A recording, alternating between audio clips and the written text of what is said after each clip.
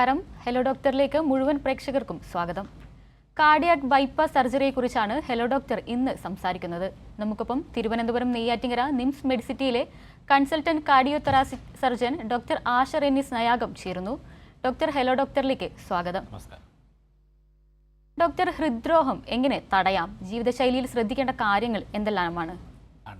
Heart disease ഒന്ന് life style modified ഡിസീസാണ്. So normally risk factors നമ്മൾ മനസ്സിലാക്കുക. ഒരു ഡയബറ്റിക്, ഹൈപ്പർ ടെൻഷൻ, പിന്നെ അതിൻ്റെ കൂടാതായിട്ടുള്ള lack of exercise, stressful job, നമുക്കൊരു family history of heart disease, ഇതെല്ലാം റിസ്ക് ഫാക്ടേഴ്സാണ്. സോ ഇത് കൺട്രോൾ ചെയ്യുക, റെഗുലറായിട്ട് ഒരു ചെക്കപ്പ് ചെയ്യുക, പിന്നെ ഷുഗർ, BP, കൊളസ്ട്രോൾ ലെവൽ റെഗുലറായിട്ട് നോക്കി നമുക്കത് കൺട്രോൾ ലെവലിൽ തന്നെ കൊണ്ടുപോവുക. പിന്നെ ഒരു സിംറ്റംസ് ഫീൽ ചെയ്യുമ്പം ഏർലിയറായിട്ട് ഒരു കാർഡിയോളജിസ്റ്റ് തന്നെ കണ്ട് ഒരു ആവശ്യത്തിൻ്റെ ഒരു ടെസ്റ്റുകൾ കൂടെ ചെയ്ത് നമുക്ക് ഹാർട്ട് ഡിസീസ് ഇല്ല ഉള്ളതോ ഉറപ്പുവരുത്തുക.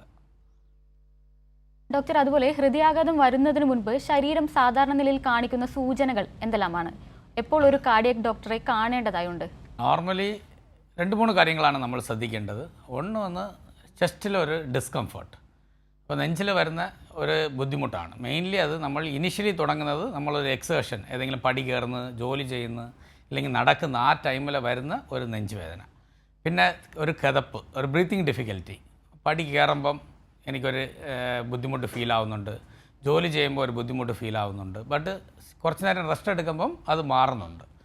നെഞ്ചിലൊരു പാൽപിറ്റേഷൻ, ഒരു പടപടപ്പ്, ഇങ്ങനത്തെ കാര്യങ്ങളാണ് mainly early symptoms of cardiac disease. Doctor, അതുപോലെ ഹൃദയാഘാതത്തിൻ്റെ സാധാരണ നിലയിൽ സ്വീകരിക്കുന്ന ചികിത്സാ മാർഗങ്ങൾ എന്തെല്ലാമാണ്? ഇനിഷ്യലി കാർഡിയാക് ഡിസീസ് മെഡിക്കൽ മാനേജ്മെൻറ്റാണ് ദി ഫസ്റ്റ് മാനേജ്മെൻറ്റ്. അപ്പോൾ മെഡിക്കലി നമുക്ക് മാനേജ് ചെയ്ത് കൺട്രോൾ ചെയ്യാൻ പറ്റിയ സ്റ്റേജിലാണെങ്കിൽ മെഡിസിൻ തന്നെ എടുത്ത് റെഗുലറായിട്ട് ചെക്കപ്പ് ചെയ്ത് പോവുക. സംടൈംസ് നമുക്ക് അതിൻ്റെ അടുത്ത സ്റ്റേജ് ഒരു ആൻജിയോപ്ലാസ്റ്റി വേണ്ടിയേ വരാം, അല്ലെങ്കിൽ ഏതെങ്കിലും ഇൻ്റർവെൻഷണൽ പ്രൊസീജിയേഴ്സ് വേണ്ടിയേ വരാം. അതും ചെയ്യാൻ പറ്റാതെ ഒരു ക്രിട്ടിക്കൽ ലിഷൻ വരുമ്പോഴാണ് നമ്മളൊരു ബൈപ്പാസ് സർജറിക്ക് വേണ്ടി ഒരു പേഷ്യൻറ്റ് റെഫറായി വരുന്നത്. അപ്പോൾ ഇനിഷ്യലി ഒരു മെഡിക്കൽ മാനേജ്മെൻറ്റ്, പിന്നെ ഒരു ആൻജിയോപ്ലാസ്റ്റി ഇൻ്റർവെൻഷൻസ്, ഫൈനലിയാണ് ഒരു ബൈപ്പാസ് സർജറിയിലോട്ട് പേഷ്യൻറ്റ് എത്തുന്നത്. ഡോക്ടർ, ഈ ചികിത്സാ രീതിയിൽ എപ്പോഴാണ് ഇതൊരു സർജറിയിലേക്ക് പോകേണ്ടി വരുന്നത്? അത് കൃത്യം ഒരു 4-5 പോയിൻറ്റുകളാണുള്ളത്. ഒരു ഫൈനൽ സ്റ്റേജ് ഓഫ് ദി ഡിസീസിലാണ് ഒരു പേഷ്യൻറ്റ് സർജറിയിലോട്ട് വരുന്നത്. അപ്പോൾ നമ്മളതിൽ മനസ്സിലാക്കേണ്ടത് കൊറോണറി ആർട്ടറി എന്ന് പറഞ്ഞിട്ട് 2 മെയിൻ ആർട്ടറീസ് ഉണ്ട് നമ്മുടെ ഹാർട്ടിൽ. ഒന്ന് left side and right side. അതിൽ ലെഫ്റ്റ് സൈഡ് തിരിച്ചും 2ആയിട്ട് ഡിവൈഡ് ചെയ്യും. അപ്പോൾ ടോട്ടലി 3 ബ്ലഡ് സർക്കുലേഷൻസാണ് നമ്മുടെ ഹാർട്ട് സർക്കുലേറ്റ് ചെയ്യുന്നത്. അപ്പോൾ ഈ 3ലും ബ്ലോക്ക് വരുമ്പോഴാണ് ഫസ്റ്റ് ഇൻഡിക്കേഷൻ, ഒരു ട്രിപ്പിൾ വെസൽ ഡിസീസ് എന്ന് പറയും. അപ്പോഴാണ് ഒരു സർജറിക്ക് വേണ്ടി പേഷ്യൻറ്റ് ഒരു സർജനെ വന്ന് കാണുന്നത്. പിന്നെ സെക്കൻഡ് ഒന്ന് LMC ലിഷൻ, ലെഫ്റ്റ് മെയിൻ ലിഷൻ. അപ്പോൾ നരമ്പ് ലെഫ്റ്റ് സൈഡിൻ്റെ ബ്ലഡ് സർക്കുലേഷൻ്റെ ഓറിജിനിൽ തന്നെ ബ്ലോക്ക് വരുവാണെങ്കിൽ നമുക്ക് സർജറി തന്നെ വേണ്ടി വരും. പിന്നെ ഉള്ളത് നമ്മുടെ ഒരു ആൻജിയോപ്ലാസ്റ്റി ചെയ്യാൻ പറ്റിയില്ല, severely calcified disease, heart function തീരെ കുറവാണ്, ഒരു diabetic patients, high risk patients, അങ്ങനത്തെ പേഷ്യൻസ് എല്ലാം സർജറിയിലോട്ടാണ് വരുന്നത്. ഡോക്ടർ, അതുപോലെ എന്താണ് ബൈപ്പാസ് സർജറി? ബൈപ്പാസ് സർജറി എന്ന് പറഞ്ഞാൽ നമ്മുടെ ഹാർട്ടിൻ്റെ ഫങ്ഷന് വേണ്ടി അതൊരു ബ്ലഡ് സർക്കുലേഷൻ ആവശ്യമാണ്. അപ്പോൾ ആ ബ്ലഡ് സർക്കുലേഷനിലെ ബ്ലോക്ക് വരുമ്പോൾ നമ്മുടെ ഹാർട്ടിൻ്റെ പമ്പിങ് ഫങ്ഷൻസ്, ആ മസിലിൽ കിട്ടുന്ന ബ്ലഡ് സർക്കുലേഷൻ കുറയുകയാണ്. അപ്പോൾ ആ ബ്ലോക്ക് ഉള്ളതുകൊണ്ട് നമുക്കൊരു ഹാർട്ട് അറ്റാക്ക് വരാൻ എല്ലാ സാധ്യതകളും ഉണ്ട്. അപ്പോൾ ആ ബ്ലോക്ക് നമ്മൾ അവിടെ നിർത്തിയിട്ട് നമ്മൾ ഒരു ബൈപ്പാസ് ക്രിയേറ്റ് ചെയ്യുകയാണ്. അപ്പോൾ ബ്ലഡ് സർക്കുലേഷൻ ഇല്ലാത്ത സ്ഥലത്തേക്ക് കാലിന്ന്, കയ്യിലെന്ന്, ചെസ്റ്റിലെന്ന് എല്ലാം നരമ്പുകൾ, നമ്മുടെ ശരീരത്തിലുള്ള വേറെ നരമ്പുകൾ എടുത്ത്, വേറെ ആർട്ടറീസോ വെയിൻസോ എടുത്ത് ബ്ലഡ് സർക്കുലേഷൻ ഉള്ള സ്ഥലത്തിൽ നിന്ന് നമ്മൾ ബൈപ്പാസായിട്ട് ബ്ലോക്ക് കഴിഞ്ഞ് ബ്ലഡ് സർക്കുലേഷന് തിരിച്ചു വിടുന്നത്. അതാണ് ശരിക്കും ബൈപ്പാസ് സർജറി എന്ന് പറയുന്നത്. ആൻജിയോപ്ലാസ്റ്റിക്ക് പകരം ഈ ബൈപ്പാസ് സർജറി സ്വീകരിക്കേണ്ടി വരുന്നത് എന്തുകൊണ്ടാണ്? അതുപോലെ തന്നെ ബൈപ്പാസ് സർജറി ആവശ്യമായി വരുന്നത് എപ്പോഴാണ്? ആൻജിയോപ്ലാസ്റ്റി എന്ന് പറയുന്നത് ഒരു ബ്ലോക്ക് അല്ലെങ്കിൽ 2 ബ്ലോക്ക് ആ ടൈമാണ്. 2 വെസൽ ഡിസീസ് വരെ നോർമലി ഇപ്പോൾ ആൻജിയോപ്ലാസ്റ്റിയാണ്. പിന്നെ ഒരു emergency condition, life saving condition, major heart attack, ഒരു ഹോസ്പിറ്റലിൽ എത്തുമ്പം അവർ നമ്മുടെ ലൈഫ് സേവിങ് ആയിട്ട് ചെയ്യുന്നത് പ്രൈമറി ആൻജിയോപ്ലാസ്റ്റിയാണ്.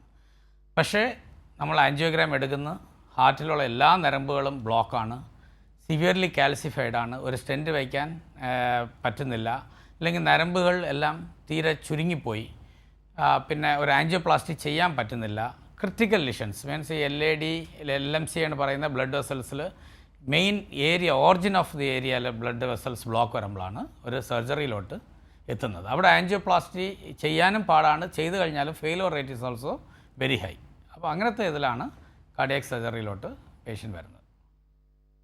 ഡോക്ടർ, ഇപ്പോൾ ബ്ലോക്കുകളെ പറ്റി സൂചിപ്പിച്ചല്ലോ. എത്ര തരം ബ്ലോക്കുകളാണുള്ളത്? ബ്ലോക്കുകളെ പറ്റി ഒന്ന് വിശദീകരിക്കാമോ? ബ്ലോക്കിൽ അങ്ങനെ ഒരുപാട് തരങ്ങളായിട്ട് പറയാനില്ല. Mainly it is an atherosclerotic block.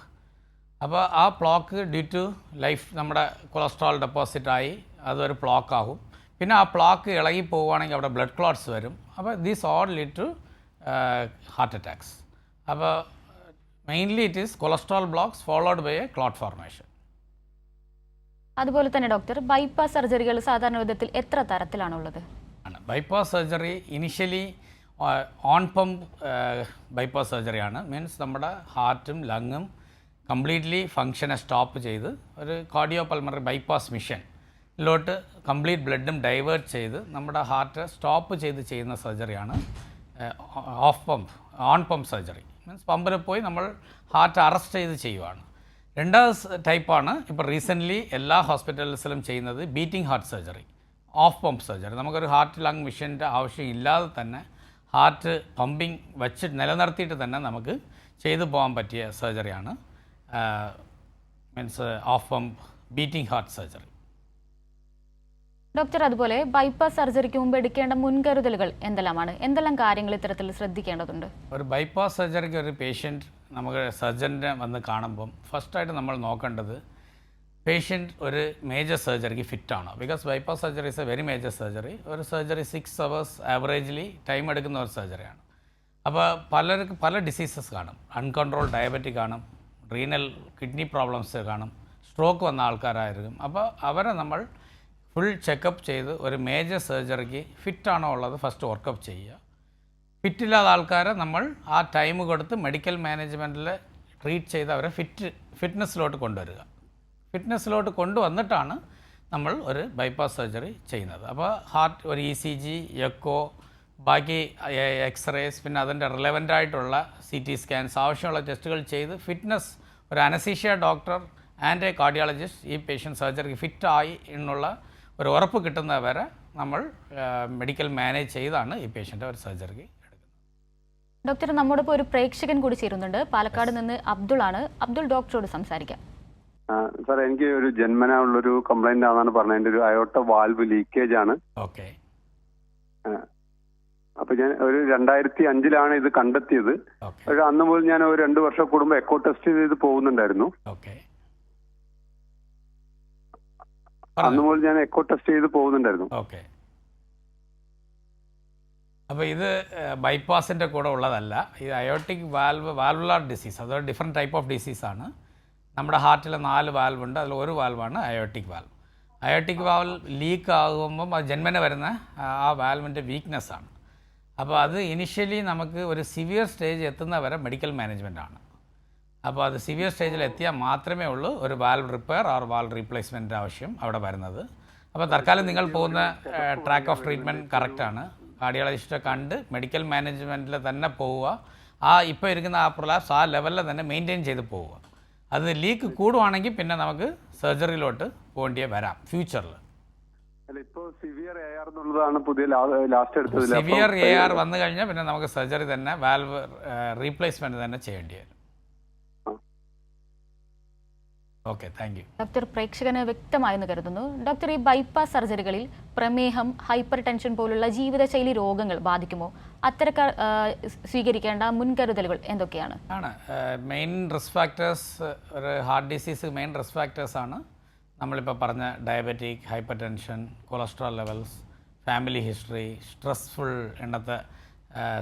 Stressful jobs and life style, നമ്മുടെ ഡയറ്റ്. അപ്പോൾ ഇത് നമുക്ക് കൃത്യമായിട്ട് കൺട്രോൾ ചെയ്ത് പോവുക. റെഗുലറായിട്ട് ഒരു എക്സസൈസ് ചെയ്യുക. ഡയറ്റ് ബാലൻസ്ഡ് ഡയറ്റായിട്ട് മെയിൻറ്റെയിൻ ചെയ്ത് പോവുക വിത്ത് റെഗുലർ മെഡിക്കേഷൻസ്. ഒരു ഡയബറ്റിക്, ഹൈപ്പർ ടെൻഷൻ, ഡിസ്ലിപ്പിഡീമിയ ആൾക്കാർ കറക്റ്റായിട്ട് മെഡിസിൻ എടുത്ത് അത് കറക്റ്റായിട്ട് ചെക്കപ്പ് ചെയ്ത് കൺട്രോൾ ചെയ്ത് പോവുക. ഇത് കൺട്രോൾ ചെയ്തില്ലെങ്കിൽ ഫ്യൂച്ചറിൽ നമ്മൾ ഒരു കാർഡിയാക് പേഷ്യൻ്റ് ആവാനുള്ള സാധ്യതകൾ കാണുന്നുണ്ട്. ഡോക്ടർ, അതുപോലെ ബൈപ്പാസ് സർജറി എങ്ങനെയാണ്, ഇതിന്റെ പ്രൊസീജിയറുകൾ എന്തൊക്കെയാണെന്ന് വിശദീകരിക്കാമോ? ബൈപ്പാസ് സർജറി നമ്മൾ at present open heart surgery, open ആയിട്ട് ചെസ്റ്റ് ഓപ്പൺ ചെയ്യുന്ന സർജറി ഉണ്ട്, കീഹോൾ സർജറീസും അവൈലബിൾ ആണ്, ചെറിയ താക്കോൽ ദ്വാര ഓപ്പറേഷൻസ്. അപ്പോൾ എല്ലാ സർജറീസിലും അഡ്വാൻറ്റേജസും ഉണ്ട്, ഡിസഡ്വാൻറ്റേജസും ഉണ്ട്. അപ്പോൾ നമ്മൾ ഇപ്പോൾ ഒരു നരമ്പിൽ ഒരു ബ്ലോക്ക് വരുവാണ്, അപ്പോൾ ആ ബ്ലോക്ക് മാറ്റി നമ്മളൊരു ബൈപ്പാസ് ആയിട്ട് ഒരു ബ്ലഡ് സർക്കുലേഷൻ കൊടുക്കുകയാണ്. അപ്പോൾ നോർമലി നമ്മൾ ഹാർട്ടിൽ ഉള്ള ആർട്ടറീസ് ഉണ്ട്, ലീമ ആൻഡ് റീമ എന്ന് പറയും, കയ്യിലുള്ള റേഡിയൽ ആർട്ടറി പറയും, കാലിൽ ഗ്രേറ്റർ സഫാനസ് വെയിൻ. അപ്പോൾ ഈ വെയിൻ നമ്മുടെ ശരീരത്തിലുള്ള ഓർഗൻസാണ്. അപ്പോൾ അത് നമ്മൾ കാലിൽ നിന്നും ചെസ്റ്റിൽ നിന്നും എടുത്ത് ഈ ബ്ലോക്ക് ബൈപ്പാസ് ചെയ്യാൻ വേണ്ടി ഒരു ബ്ലഡ് സർക്കുലേഷൻ ഉള്ള അയോട്ടയിൽ ഒരു എൻഡ് കണക്ട് ചെയ്ത് ബ്ലോക്ക് കഴിഞ്ഞിട്ട് അതിൻ്റെ ഡിസ്റ്റലായിട്ടുള്ള എൻഡിൽ കണക്ഷൻ കൊടുത്ത് ആ ബ്ലഡ് ബൈപ്പാസ് ചെയ്ത് കൊണ്ടുപോകുക. നോർമലി നമ്മുടെ ബൈപ്പാസ് എന്ന് പറയുന്ന ഒരു സിറ്റി ട്രാഫിക്കിൽ നമ്മൾ ഔട്ടറിലോട്ട് ഒരു റോഡ് കൊണ്ട് തിരിച്ച് നമ്മൾ എത്തേണ്ട സ്ഥലത്തിൽ എത്തിപ്പിക്കുന്ന അതേ മെക്കാനിസമാണ് ഈ ബൈപ്പാസ് സർജറിയിൽ ഫോളോ ചെയ്യുന്നത്. ഡോക്ടർ, അങ്ങനെയാണെങ്കിൽ ഒരു വ്യക്തി കാർഡിയാക് ബൈപ്പാസ് സർജറിക്ക് ശേഷം പിന്നീട് ആ വ്യക്തിയുടെ തുടർ ചികിത്സകൾ എന്തൊക്കെയാണ്? ഒരു സർജറി തന്നെ ഹോസ്പിറ്റലിൽ ഒരു 8 to 10 days വേണ്ടി വരും. 2 to 3 days before surgery, 7 to 8 days after surgery. അപ്പോൾ നമ്മളൊരു പേഷ്യൻറ്റ് ഹോസ്പിറ്റലിൽ നിന്ന് പോകുമ്പം പേഷ്യൻറ്റ് നടന്ന് കംഫർട്ടബിളി കുളിച്ച് വീട്ടിൽ പോയി ബെഡ് റെസ്റ്റ് അല്ല, വീട്ടിൽ പോയും ആക്റ്റീവായിട്ടുള്ള മൊബിലൈസേഷനാണ് നമ്മൾ അഡ്വൈസ് ചെയ്യുന്നത്. അപ്പോൾ വീട്ടിൽ പോയിട്ട് പേഷ്യൻറ്റ് റെഗുലറായിട്ട് മെഡിസിൻസ് എടുക്കുക, മൊബിലൈസായി ഒരു ആക്റ്റീവ് ആവുക, പിന്നെ മെഡിസിൻസ് കറക്റ്റായിട്ട് കഴിച്ച് first initial checkup after 2 weeks ആണ് നമ്മൾ റെക്കമെൻഡ് ചെയ്യുന്നത്. ആ 2 weeks കഴിഞ്ഞിട്ട് നമ്മൾ മെഡിസിൻ എല്ലാം ഒന്ന് ടൈറ്റർ ചെയ്ത് ഡോസ് കുറച്ച ശേഷം മന്ത്ലി, പിന്നെ 3 monthly and then 6 months. So അതാണ് ഒരു റെഗുലറായിട്ട് ഒരു patient follow up. But it depends upon over പേഷ്യൻ്റെ കണ്ടീഷൻ്റെ പുറത്താണ് നമ്മൾ അത് അഡ്വൈസ് ചെയ്യുന്നത്. ഡോക്ടർ, നമ്മോടൊപ്പം മറ്റൊരു പ്രേക്ഷകൻ കൂടി ചേരുന്നുണ്ട്. കാസർഗോഡ് നിന്നും വിജയ് ആണ്. വിജയ് ഡോക്ടറോട് സംസാരിക്കാം. എന്റെ അച്ഛൻ ഹാർട്ടിന്റെ അസുഖം കൊണ്ടാണ് മരിച്ചുപോയത്. ഓക്കെ. അപ്പൊ അത് പാരമ്പര്യമായിട്ട് ആ അസുഖം ഉണ്ടാവാൻ സാധ്യതയുണ്ടോ? ആണ്.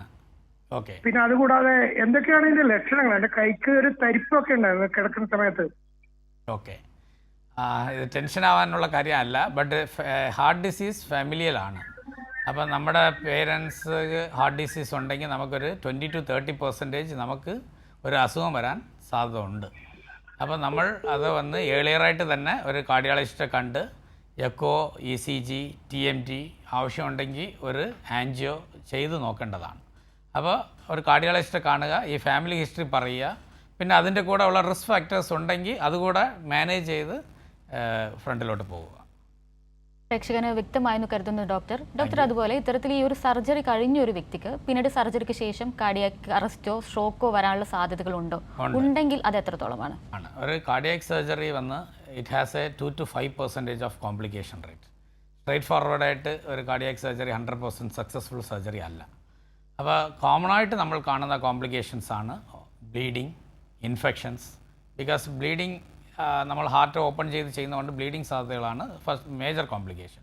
സോ നമ്മളത് ബ്ലഡെല്ലാം അറേഞ്ച് ചെയ്ത് വെച്ചിട്ടാണ് ഒരു സർജറി ചെയ്യുന്നത്.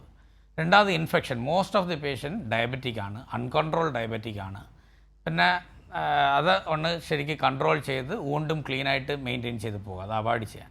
പിന്നെ other complication, rare complications like stroke 2% reported ആണ്, കിഡ്നി ഫെയിലുവർ 2% ആൾക്കാർ കോമൺ ആണ്, even heart failure which may lead to death of the patient, അതും 1 to 2% ഈ കാർഡിയാക് സർജറിയിൽ കോമൺ ആണ്. അപ്പോൾ നമ്മളൊരു കാർഡിയാക് സർജറി എന്ന് പ്ലാൻ ചെയ്യുമ്പം നമ്മളെപ്പോഴും മനസ്സിലാക്കേണ്ടത് it has a good success rate, but you have to accept a small complications and അതിൻ്റെതായ ഒരു മോർബിഡിറ്റി ആൻഡ് മോർട്ടാലിറ്റി കാർഡിയാക് സർജറിയിൽ ഉണ്ട്. ഡോക്ടർ, നമ്മോടൊപ്പം ഗുരുവായൂരിൽ നിന്നും രഘു കൂടി ചേരുന്നുണ്ട്. രഘു, ഡോക്ടറോട് സംസാരിക്കാം. എനിക്ക് 72 വയസ്സ് കഴിഞ്ഞു. ഓക്കെ. ഞങ്ങൾ ഒരു 10-40 കൊല്ലം ഗൾഫിലായിരുന്നു. ഓക്കെ. പക്ഷെ ഒരു 5-8 കൊല്ലം മുമ്പേ ഈ വലത്ത് കൈയിന് എനിക്ക് ഭയങ്കരമായിട്ട് വേദന വന്നപ്പോ അവിടുത്തെ ഹോസ്പിറ്റലൈസ് ചെയ്തു.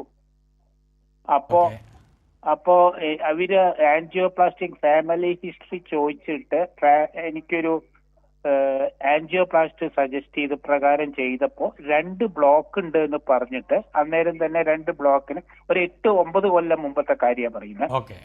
അതിനുശേഷം റിട്ടയർ ഒക്കെ ചെയ്ത് ഞാൻ ഇവിടെ വന്നു. ഇപ്പോഴും എന്റെ പ്രശ്നം എന്താന്ന് വെച്ച് കഴിഞ്ഞാല് പെട്ടെന്ന് നടന്നു പോകുമ്പോ എന്തെങ്കിലും ഒരു മനസ്സിൽ വിചാരിച്ച് പെട്ടെന്ന് വേഗം പോകണമെന്ന് പറയുമ്പോൾ ഈ വലത്ത് കൈയിന് ഭയങ്കര വേദനയായിരിക്കും. പിന്നെ അത് കുറച്ച് നടന്നു കഴിഞ്ഞാൽ ക്രമേണ അങ്ങ് ചുരുങ്ങും. ഇതും പണ്ടുണ്ടായത് അതേ ഒരു തന്നെയാണ്. കുറച്ച് കാർഡിയോളജിസ്റ്റ് കണ്ടായിരുന്നോ? ഞാന് ഇവിടെ പാലക്കാട് കാണാറുണ്ടായിരുന്നു ഒരു ഡോക്ടറെ. അപ്പൊ ഡോക്ടർ ചെക്ക് ഒക്കെ ചെയ്തപ്പോ കുഴപ്പമൊന്നുമില്ല എന്നാണ് പറഞ്ഞത്.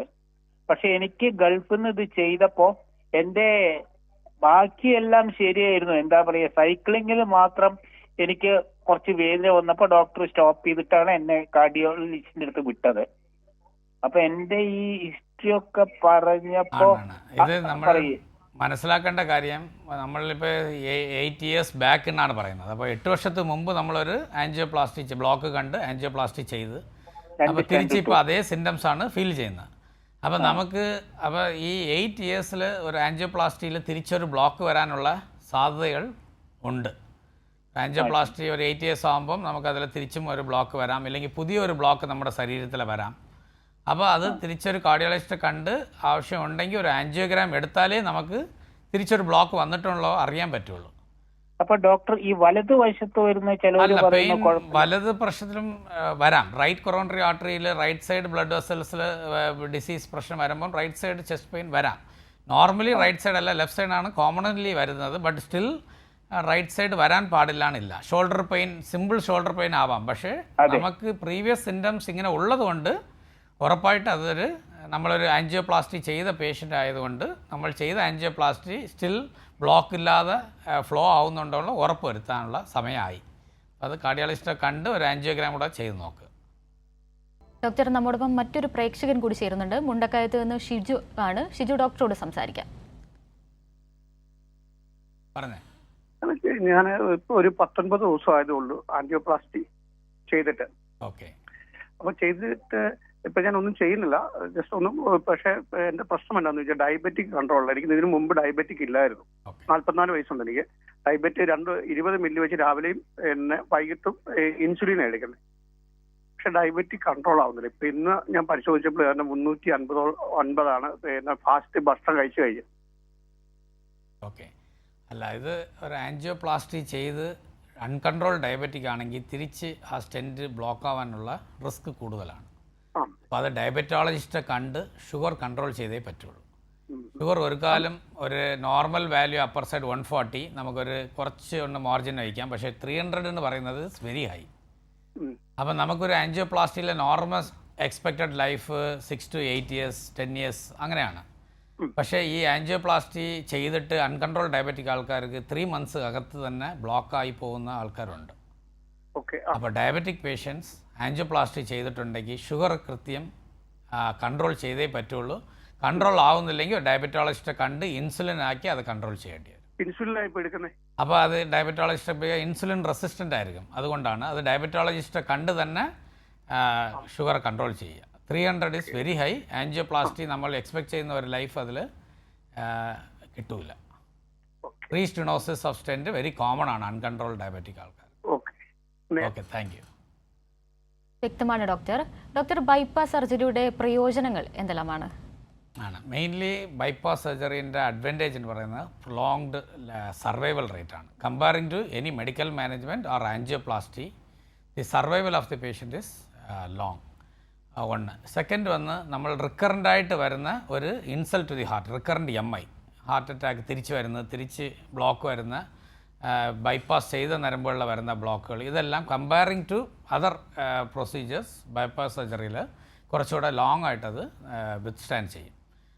പിന്നെ ഉള്ളത് നമ്മുടെ കാർഡിയാക് ഫങ്ഷൻസ് ഇൻക്രീസ് ആവാനും നമ്മുടെ റെഗുലർ ആക്ടിവിറ്റീസ് ബാക്ക് നമ്മൾ തുടങ്ങാനും ബൈപ്പാസ് സർജറിയാണ് comparing to other options of medical management long ടേമിൽ യൂസ്ഫുൾ ആയിട്ടുള്ള അതാണ്. അപ്പോൾ നമ്മൾ mainly internal mammary artery, radial arteries, right side mammary artery, ഇതെല്ലാമാണ് നമ്മൾ ബൈപ്പാസ് സർജറി യൂസ് ചെയ്യുന്നത്. അപ്പോൾ കമ്പയറിംഗ് എ സ്റ്റെൻറ്റ് ഈ ആർട്ടീരിയൽ ഫ്ലോസ് എല്ലാം ഒരു സ്റ്റെൻറ്റിൽ ഒരു 4 to 8 years പറയുവാണെങ്കിൽ ഒരു surgical life it may go from 12 to 15 years, even 20 years വരെ ബൈപ്പാസ് സർജറി ചെയ്ത് പിന്നെ ബ്ലോക്ക് ഇല്ലാതെ പോകുന്ന ആൾക്കാരുണ്ട്. സോ ലോങ് ടേമിൽ അഡീഷണൽ സർവൈവൽ റേറ്റുള്ള ഒരു പ്രൊസീജിയറാണ് ഒരു ബൈപ്പാസ് സർജറി. ഡോക്ടർ കോതമംഗലത്ത് നിന്നും സലീം കൂടി ചേരുന്നുണ്ട്. സലീം ഡോക്ടറോട് സംസാരിക്കാം. ഹലോ പറഞ്ഞു സാർ. യെസ്. നിലവില് എനിക്കൊരു ആന്റിഗ്രാം ചെയ്താണ്, ആന്റിപ്ലാസ്റ്റ് ചെയ്താണ്, ഒരു സ്റ്റഡ് ഇട്ടേക്കണതാണ്. ഓക്കെ. അപ്പൊ ഒരു 3 കൊല്ലമായി സംഭവം നടന്നിട്ട്. ഓക്കെ. ഞാൻ നിലവിലിപ്പോ എനിക്ക് പ്രഷറോ ഷുഗറോ കൊളസ്ട്രോളോ അങ്ങനെയുള്ള സംബന്ധമായ ഒരു അസുഖവും ഇല്ല. അപ്പൊ ഡോക്ടർ എന്നോട് ഈ 4-5 വട്ടം ഗുളിക കഴിക്കാൻ പറഞ്ഞിട്ടുണ്ട്, കണ്ടിന്യൂ ആക്കി കൊണ്ട് പറഞ്ഞേക്കണത്. അതിൽ വല്ല ഇതും ഉണ്ടോ എന്നറിയാവുന്നവർത്താണ് ചോദിച്ചത്.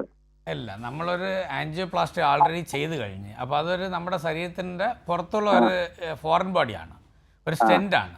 അപ്പോൾ അത് നമ്മുടെ ശരീരത്തിൽ നിലനിർത്തി പോകണമെങ്കിൽ നമ്മൾ കറക്റ്റായിട്ട് medical management life long medicines continue ചെയ്തേ പറ്റത്തുള്ളൂ.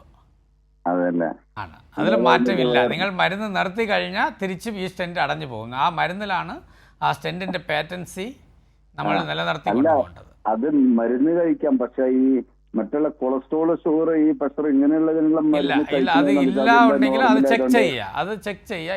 ഇല്ലാതെ നമുക്കൊരു പ്ലസ് പോയിന്റ് ആണ്. ബിക്കോസ് അത് ഇല്ലാതെ ആൾക്കാർക്കും ഈ അസുഖം വരുന്നുണ്ട്. ആണ് ഇല്ലാതെ ആൾക്കാർ വരുന്നുണ്ട്, ഫാമിലി ഹിസ്റ്ററി ഉള്ള ആൾക്കാർക്ക് വരുന്നുണ്ട്. മരുന്ന് നിർത്താതെ കണ്ടിന്യൂ ചെയ്ത് പോയാൽ മതി. ബാക്കി അസുഖങ്ങൾ ഇല്ല ഉള്ളത് കൊണ്ട് ഉറപ്പ് വരുത്തുക, അത്രയേ ഉള്ളൂ. അല്ല, അത് ബാക്കിയൊന്നുമില്ല. ചെക്ക് ഞാൻ ഇടയ്ക്കിടയ്ക്ക് പോയിട്ട് ബ്ലഡ്, ഷുഗർ ഇതൊക്കെ ടെസ്റ്റ് ചെയ്യുന്നുണ്ട്. അപ്പൊ നോർമലാണെങ്കിൽ അപ്പൊ അതേക്കുറിച്ച് വറി ചെയ്യേണ്ട കാര്യമില്ല. ഡോക്ടർ പ്രിസ്ക്രൈബ് ചെയ്ത മെഡിസിൻസ് കറക്റ്റായിട്ട് എടുത്തു പോവുകയാണെങ്കിൽ ഈ സ്റ്റെന്റ് പ്രശ്നമില്ലാതെ നമുക്ക് മുമ്പോട്ട് കൊണ്ടുപോകാൻ പറ്റും. Okay, thank you. വ്യക്തമാണ് ഡോക്ടർ. ഡോക്ടർ, അതുപോലെ ഈ സർജറിക്ക് ശേഷം ശ്രദ്ധിക്കേണ്ട കാര്യങ്ങൾ എന്തെല്ലാമാണ്? സർജറി കഴിഞ്ഞിട്ട് നമ്മൾ വീട്ടിൽ പോകുമ്പം അവർ ഫ്രഷ് വൂണ്ട് ചെസ്റ്റിൽ കാണും, വെയിൻ എടുത്ത് കാലിൽ വെയിൻ വൂണ്ട് കാണും. അപ്പോൾ ഫസ്റ്റായിട്ടുള്ള ഒരു ഗുഡ് ഹൈജീൻ മീൻസ് നമ്മൾ ഡെയിലി കുളിക്കുക, ഇൻഫെക്ഷൻ ഒന്നും വരാതെ നോക്കുക. നോർമലി നമ്മുടെ ഇടത്തിൽ വീട്ടിൽ പോയതും മൾട്ടിപ്പിൾ വിസിറ്റേഴ്സ്, വീട്ടിലെ എല്ലാ ബന്ധുക്കളും വന്ന് ചേരും. അപ്പോൾ അത് മാക്സിമം അവോയ്ഡ് ചെയ്ത് നമ്മൾ നമ്മുടെ കാര്യങ്ങൾ കൊണ്ട് സൂക്ഷിക്കുക, ഹെൽത്തിനെസ് കൊണ്ട് സൂക്ഷിക്കുക. ഡയറ്റ്, ഹെൽത്തി ആയിട്ടുള്ള ഡയറ്റ്, ഈ cholesterol rich, sugar rich diets avoid ചെയ്യുക. റെഗുലറായിട്ട് ഒരു എക്സസൈസ്, നമ്മളത് പേഷ്യൻ്റെ അടുത്ത് അഡ്വൈസ് ചെയ്യുന്ന റെഗുലറായിട്ട് ഒരു വാക്കിംഗ്, അത് സ്റ്റാർട്ടിങ് ഫ്രം 15 minutes ടു പോകുമ്പോൾ അതൊരു 45 minutes പെർ ഡേ അങ്ങനെ ആക്കുക. നമ്മുടെ എല്ലാ diabetic, hyper tension, risk factors, smoking, alcohol, ഇതെല്ലാം ഈ ഡിസീസസ് വരാം. ബിക്കോസ് നമ്മൾ ബൈപ്പാസ് സർജറി ആയാലും ആൻജിയോപ്ലാസ്റ്റി ആയാലും നമ്മുടെ ഡിസീസ് നമ്മുടെ ശരീരത്തിൽ തന്നെ ഉണ്ട്. നമ്മൾ ചെയ്യുന്നത് ഒരു ബ്ലോക്ക് മാറ്റുവാണ്. അപ്പോൾ ഈ വർഷങ്ങൾ പോകുമ്പം നമ്മൾ എടുത്തു വെച്ച സ്റ്റെൻറ്റ് അല്ലെങ്കിൽ ചെയ്ത ബൈപ്പാസിൽ ന്യൂ ഡിസീസസ് വരാം. അല്ലെങ്കിൽ നമ്മുടെ ബൈപ്പാസ് ചെയ്യാതെ ഡിസീസ് ഇല്ലാതെ ബ്ലഡ് വെസൽസിൽ പുതുസായിട്ട് ന്യൂ ഡിസീസസ് വരാം. So life style modification whole of the life is very important. Doctor, അതുപോലെ ഇത്തരം സർജറിക്ക് ശേഷം പുകവലി, മദ്യപാനം പോലുള്ള കാര്യങ്ങൾ വീണ്ടും ബ്ലോക്ക് വരാനുള്ള സാധ്യത വർദ്ധിപ്പിക്കുന്നുണ്ടോ? ആണ്, അത് ഉറപ്പാണ്. ബിക്കോസ് ഈ ഡിസീസിൻ്റെ റിസ്ക് ഫാക്ടേഴ്സാണ് സ്മോക്കിംഗ് ആൻഡ് ആൽക്കഹോൾ.